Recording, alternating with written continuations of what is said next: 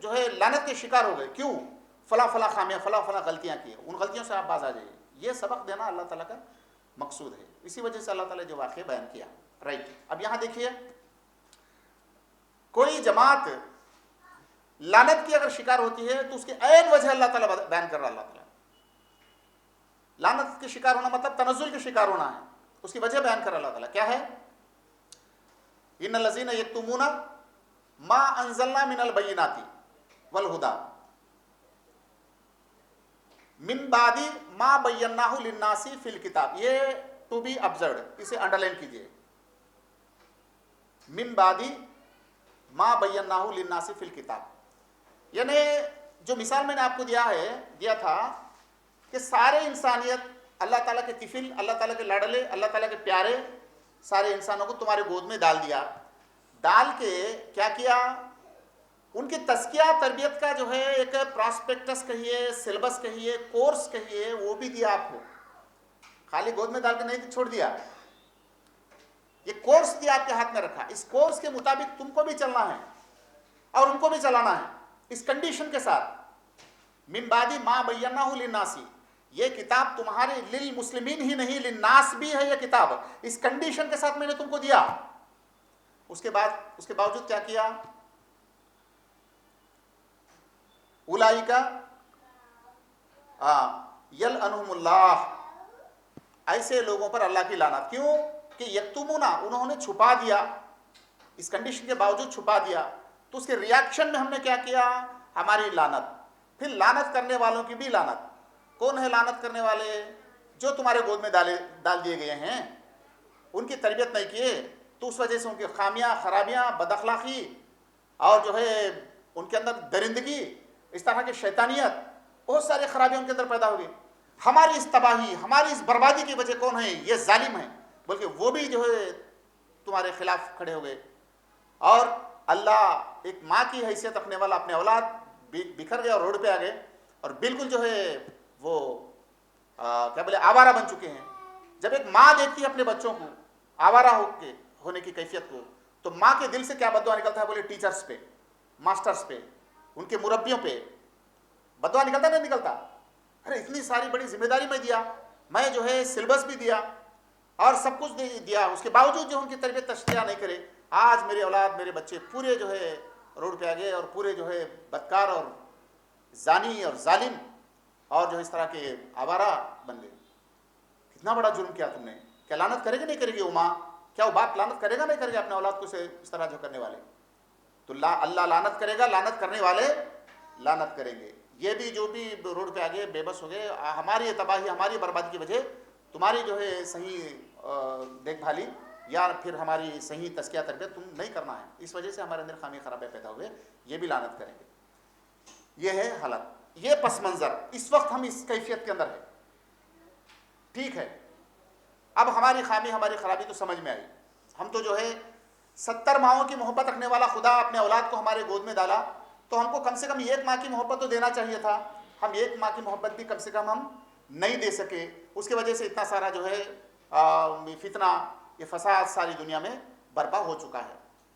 ٹھیک ہے، تو اللہ رحمان ہے، رحیم ہے. تو انسان کو اللہ نے کمزور پیدا کیا، تو ہوتے ہیں کبھی خامیاں خرابیاں ہو جاتے ہیں. تو کیا کیا جائے؟ اس کا ریمیڈی. اب آئیے اس لعنت زدہ حالت سے اٹھنے کے لیے کیا کیا جائے، وہ ترکیب بھی اللہ ہم کو بتا رہا ہے. اس کی فوری بات کیا ہے جی؟ سورہ بقرہ 160. اب آپ کی غلطی، آپ کی خامی سمجھ میں آئی نا، تو اس کو درست کیسے کریں؟ اس کے پوائنٹ وائز آپ آبزرو کیجئے. اِلَّا الَّذِينَ تَابُوا، سب سے پہلے تم کو توبہ کرنا ہوگا، وَأَصْلَحَ، اصلاح کرنا ہوگا تمہارا. اس کے بعد وَبَيَّنُوا، اور تربیت کا کام شروع کر دو میرے اولاد کے اندر. جاؤ میرے بچوں کو جو ہے سدھارنا شروع کر دو، پھر میرے بچوں کی تربیت کرنا شروع کر دو، میرے بچوں کو میرے سے ملا دو. تو پھر کیا ہوگا؟ اولئک اتوب علیہم، ایسے لوگوں کی طرف میں پلٹوں گا. کیوں پلٹوں گا بھائی؟ کیوں پلٹوں گا؟ وانا التواب الرحیم. اگر یہ صفت میری نہیں ہوتی تو کبھی نہیں پلٹتا تھا. تو ہمیشہ کے لیے جہنم رسیدہ ہو جاتے تھے. میری صفت ایک ہے, وہ صفت کیا ہے بتائیے؟ انا التواب الرحیم, میں توبہ قبول کرنے والا اور میں رحیم ہوں, اس لیے پھر تمہیں پھر موقع دیتا ہوں, جاؤ اپنے آپ کو سدھار لو. کتنے کام کرنا ہے ہم کو؟ 3 کام. جائیے اس درس کے بعد 2 رکعت نماز پڑھیے, سجدہ رز ہو جائیے, روتے ہوئے دعا کیجیے اللہ کے سامنے, اللہ ہم سے جو ہے جو ظلم, جو زیادتی ہو چکی ہے, جو ہماری جو ذمہ داری کو ہم نے نظر انداز کیا, ہمیں معاف کر دے اللہ بولے, دعا کیجیے اللہ سے آپ. پھر اس کے بعد اصلاح, یا اصلاح سے مطلب کیا ہے؟ اس کے اولاد سے کیسے بات کریں, اس کے اولاد کے ساتھ تربیت تزکیہ کا معاملہ کیسا کریں, یعنی طرز دعوت, طرز تزکیہ, طرز اصلاح, وہ بھی منمانی نہیں ہو سکتا. آج یہ بھی چلتا ہے کہ جو ہے سماج میں کوئی کہتا ہے کہ ڈاکٹر ذاکر نائک صاحب کا جو ہے طریقے دعوت, کوئی کہتا ہے کہ جماعت اسلامی کے طریقے دعوت, کوئی کہتا ہے جو ہے کسی اور سلفیوں کا طریقے دعوت. میں تو کہوں گا سارے طریقوں کو لے جا کے بھاڑ میں پھینک دو, آپ پھینک دو اٹھا کے. آپ مومن ہیں, مسلم ہیں, آپ الہی طریقے دعوت دیکھنا پڑے گا, کسی شخص یا کسی جماعت کا طریقے دعوت نہیں دیکھ سکتے آپ. یہ الفاظ ہی غلط ہیں آپ کے, یہ الفاظ حرام ہے آپ کے لیے. آپ مومن ہیں, مومنانہ بات کیجئے, آپ مسلم ہیں, آپ اسلام کے دائرے کے اندر کی بات کیجئے. اگر کوئی طریقے دعوت کی بات کریں گے تو الہی طریقے دعوت کیا ہے, محمدی طریقے دعوت کیا ہے, یہ بات کہیے آپ, اس پہ اسٹڈی کیجئے آپ. یہ ہے اصلاح, یہ ہے اصلاح ہونی چاہیے آپ کی. کوئی بولے میں بہت بڑا دھار کر رہا ہوں, میرے ہاتھ پہ اتنے لوگ ایمان لائے, میں کیا کی, بولے ارے بھائی تمہارے جیسے لاکھوں لوگ پیدا ہوتے ہیں اور مر بھی جاتے, کوئی ضرورت نہیں تمہاری. ہم تو مومن ہیں, ہم تو مسلمان ہیں, ہمارے مشعل راہ قرآن ہے, سنت ہے, اور قرآن سنت کے اندر جو طریقے کار بتایا گیا بس اسی کو ہم اختیار کریں گے. کیا اللہ تعالیٰ, پھر یہ بھی آج کل کہا جاتا ہے کہ جو دعوت کے لیے کوئی طریقہ نہیں ہوتا ہے, جیسا چاہے ویسے کیسے نکل جاؤ روڈ پہ. ارے ایسے کیسے ہوتا؟ حکم نماز طریقے نماز ہے نہیں ہے, حکم زکوٰۃ طریقے زکوٰۃ ہے نہیں ہے, حکم حج طریقے حج ہے نہیں ہے. جب اللہ کسی چیز کا حکم دیا, طریقہ بتانا بھی اللہ کی ذمہ داری ہوگی نہیں ہوگی؟ بس اللہ حکم دے دیا, جاؤ منمانی جیسے چاہے ویسے کرو. ارے ایسے کیسے ہو سکتا؟ غلط ہے بات, یہ بھی شیطان کا دھوکہ ہے. اللہ تعالیٰ کے صحیح منہج الدعویٰ, صحیح جو ہے طریقے دعوت اللہ تعالیٰ جو بتایا, اسے انحراف کرنے کا جو جال شیطان جو ہے آج بچھایا ہوا ہے, اس کے اندر بہت سارے جو ہے پڑ گئے. بولے ہمارا طریقہ کار ہے صاحب, ہمارے پاس نہیں, بس ایسے دعوتی کام کرتے ہیں, نہیں ہم پہلے سے ایسے کر رہے, نہیں ہمارا جماعت کرتے. کون ہے بھائی تم میں بولے کون ہے آپ کا کوئی طریقہ نہیں ہو سکتا. حکم الہی, طریقے محمدی, یہ دو کیا ہے دیکھنا ہے. ہاں البتہ جو ہے ایک وسعت رکھا گیا اس کے اندر, دعوت کے اندر ایک لچک رکھا گیا. ایسا نہیں کہ بالکل ایک دم قریب کر جیسے نماز کے لیے کمپلیٹ ایک پرفیکٹ طریقہ, کوئی لچک نہیں ہے اس کے اندر, ایسا نہیں ہے. اس کے اندر بھی جو ہے حدود ہیں, مگر حدود ذرا دور رکھے گئے. مگر وہ دور کے حدود کیا ہے, کم سے کم ان کو تو دیکھنا چاہیے. یہ جو ہے اصلاح کی بات ہوئی. اس کے بعد وبینوا, پھر جو ہے بیان کرنا شروع کر دو, جاؤ میرے بندوں سے بات کرنا شروع کرو. آپ وہ کیا طریقہ ہے, کیا ہے, وہ الہی طریقے دعوت کے اندر آپ کے سامنے آئے گی. اب اس کے بعد دیکھیے ایک عجیب بات ہے یہاں, کچھ لوگ اس پہ اتفاق بھی نہیں کرتے ہیں, پھر بھی میں جو سمجھا میں آپ کے سامنے بات رکھ رہا ہوں, اگر غلط ہو تو میری اصلاح بھی آپ کر سکتے ہیں.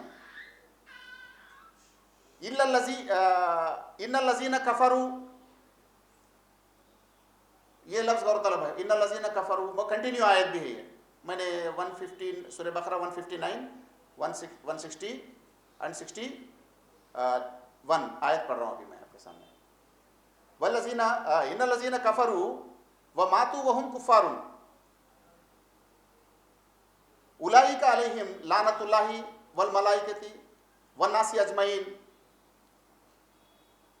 یہ آیت بہت زیادہ غور طلب ہے. اس کے اندر ایک پہلو یہ ہے, یہ ان الذین کفروا, بولیے ان الذین کفروا سے مراد کیا ہے, یہ کس کا کفر کرنا ہے؟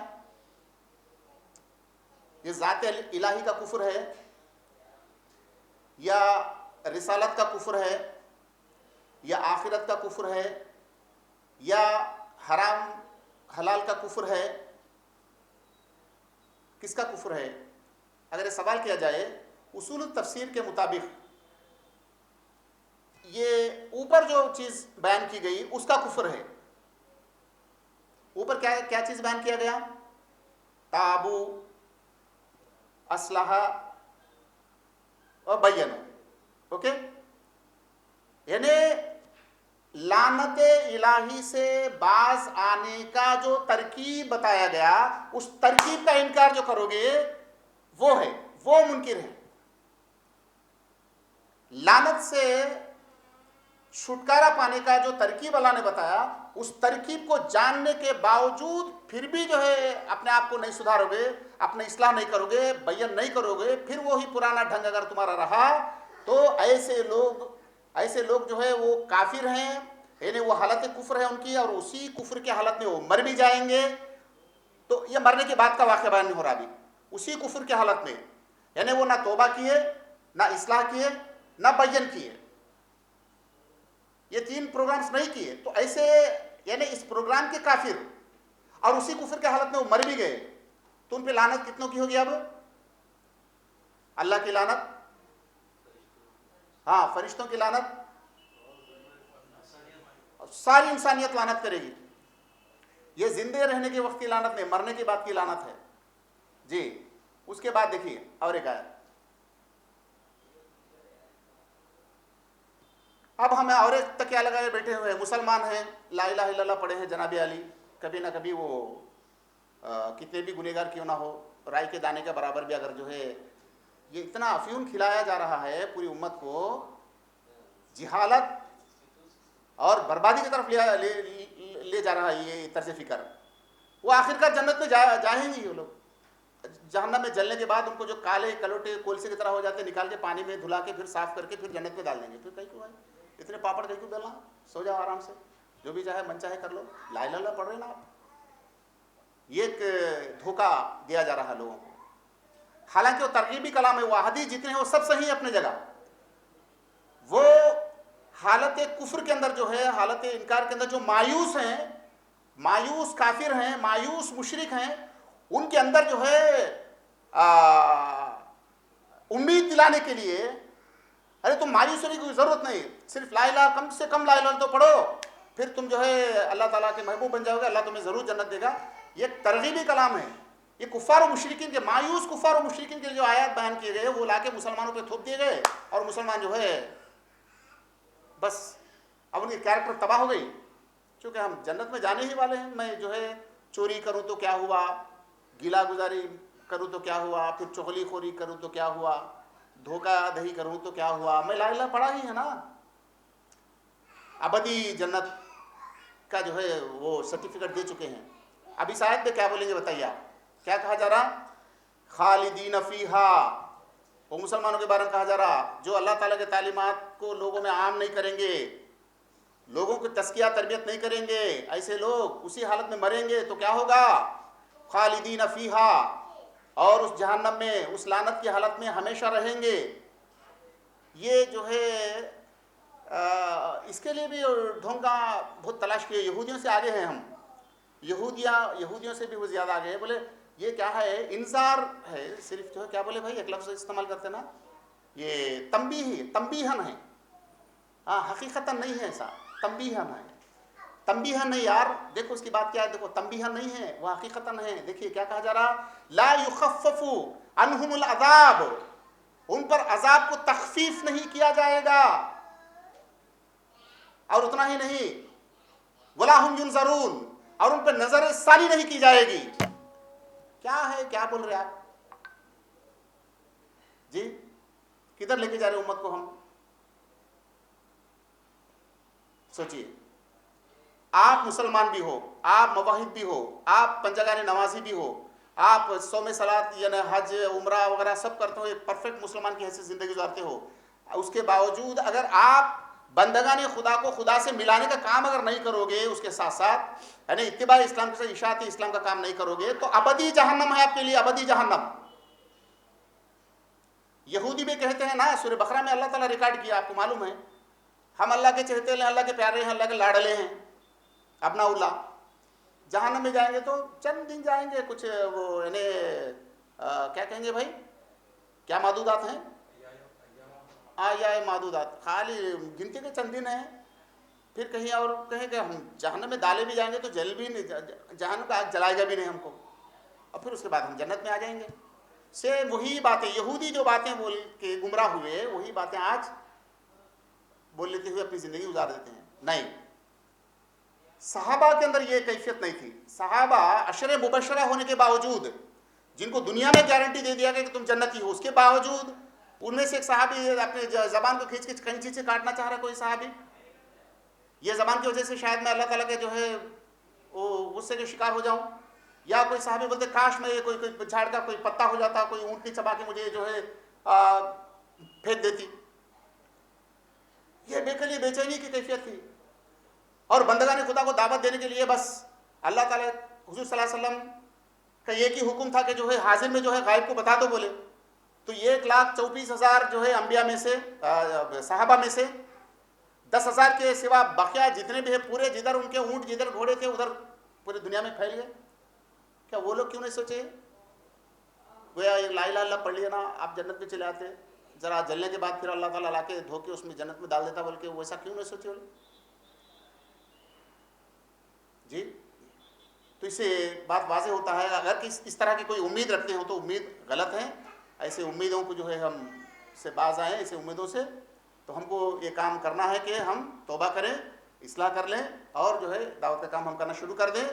یہ بات سن کے یہاں سے اٹھنے کے بعد میری جو ہے اس وضاحت کے بعد، ان دلائل کے بعد، اگر کوئی آدمی اس کام کے لیے کمر بستہ نہیں ہوگا، اس کی موت جو ہے لعنتی موت ہوگی، اور وہ جہنم میں چند دن کے لیے نہیں بلکہ ہمیشہ کے لیے جہنم میں جائے گا. یہ بات یاد رکھ کے آپ یہاں سے اٹھیے.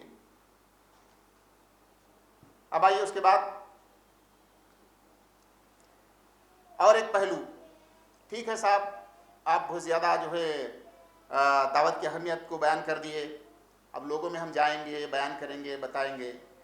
پہلے سے لوگ ہم پہ پل پڑے ہوئے ہیں، لوگ ہم کو مارنے کے لیے یا ہمارے خاتمے پر تلے ہوئے ہیں.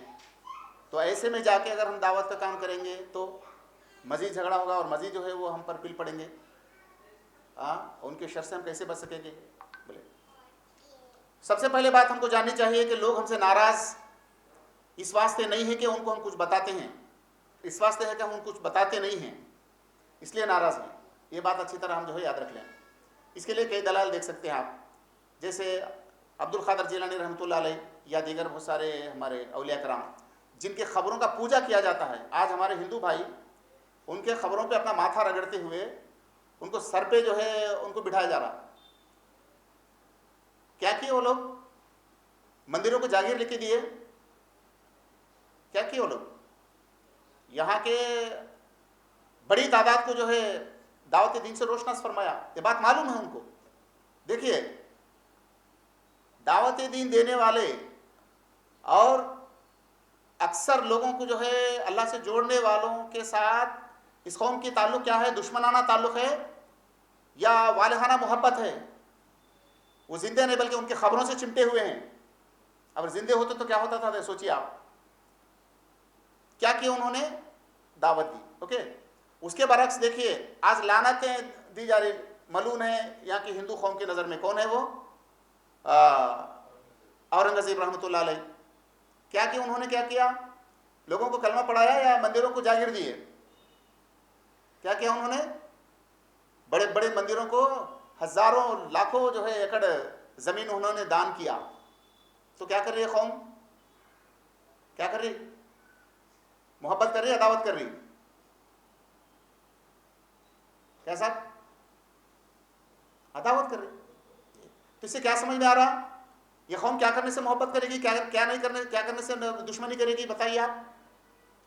یہ پیغام الہی نہ دینے پر دشمنی کرے گی، پیغام الہی ان کو پہنچانے پر کیا کرے گی قوم؟ آپ سے محبت کرے گی. یہ زندے مثال میں نے دو آپ کی سمجھا، ایسے سینکڑوں مثال دی جا سکتی ہیں.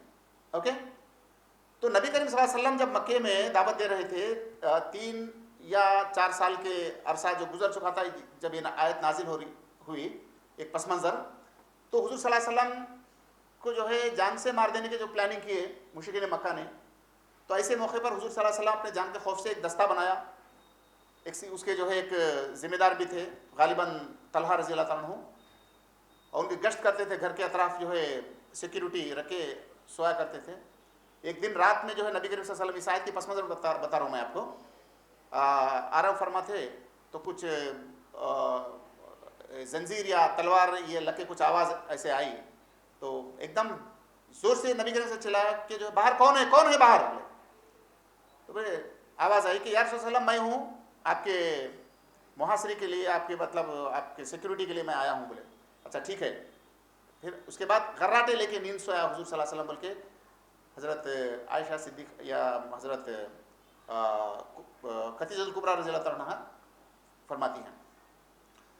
तो उसके बाद ये आयत नाजिल हुई कि या ये रसूल बल्लिग मा उन्ज़िला इलैका मिन रब्बिक, आए मोहम्मद सल्लल्लाहु अलैहि वसल्लम जो तुम पर हमने नाजिल किया वो लोगों में ऐलान कर दो। बोले उसके बाद व इल्लम तफ़अलू, अगर ऐसा तुम नहीं किया फमा बल्लग़्त रिसाला, तुम्हारे जो है जो जिम्मेदारी हमने दी है रिसालत की उसका हक अदा न करने वाले हो गए। ये बात कही गई तो बीच में एक जुमला हुजूर सल्लल्लाहु अलैहि वसल्लम ने कहा, ऐ अल्लाह अगर मैं ऐसा ऐलान करने लगूंगा तो लोग मेरे ऊपर पिल पड़ेंगे ना। ये जुमला हदफ है, यहाँ लोग मुझ पर जो है वार करेंगे ना। बोले तो जवाब मिला वल्लाहु यासिमुका मिनन नास, लोगों के वार से, लोगों के शर से हम तुम्हारी हिफाजत करेंगे बोले अल्लाह ताला ने। तो फौरी नबी करीम सल्लल्लाहु अलैहि वसल्लम तलहा को बुलाए, ए तलहा इधर आओ, अपने जो भी साथी है उनकी सिक्योरिटी देने वाले करीब आए। क्या है रसूलुल्लाह सल्लल्लाहु अलैहि वसल्लम, तुम आज से मेरी जो है हिफाजत करने की जिम्मेदारी तुम्हारी नहीं है, आप जाइए अपने काम देख लीजिए। क्या हुआ रसूलुल्लाह सल्लल्लाहु अलैहि वसल्लम, इस जो है दीन की बात लोगों में फैलाने पर, लोगों में ऐलान करने के शर्त पर मेरी हिफाजत की जिम्मेदारी अल्लाह ने ले लिया, जाओ अपने काम कर लो, आप कोई जो है खौफ की बात, डर की बात नहीं है। तो इससे क्या समझ में आता है, मुसलमानों की हिफाजत, मुसलमानों की सिक्योरिटी किस में है, लोगों की तस्किया तरबियत में है, लोगों की जो है कैरेक्टर बिल्डिंग के काम पे है, लोगों को उनके खुदा से मिला देने पे है। अगर ये काम हम करेंगे तो अल्लाह ताला हमारी हिफाजत की जिम्मेदारी ले लेगा। इन्नल्लाह ला यहदिल कौमल काफिरीन, ये क्या है, ये जुमला क्या है बोलिए, या काफिर क्यों आ गया बीच में? यानी इतना सब मालूम होने के बावजूद, इतनी तयक्कुन देने के बावजूद भी अगर तुम नहीं सुधरोगे तुम्हारा शुमार काफिरों में होगा। ऐसे काफिरों को अल्लाह ताला हिदायत कभी नहीं देगा।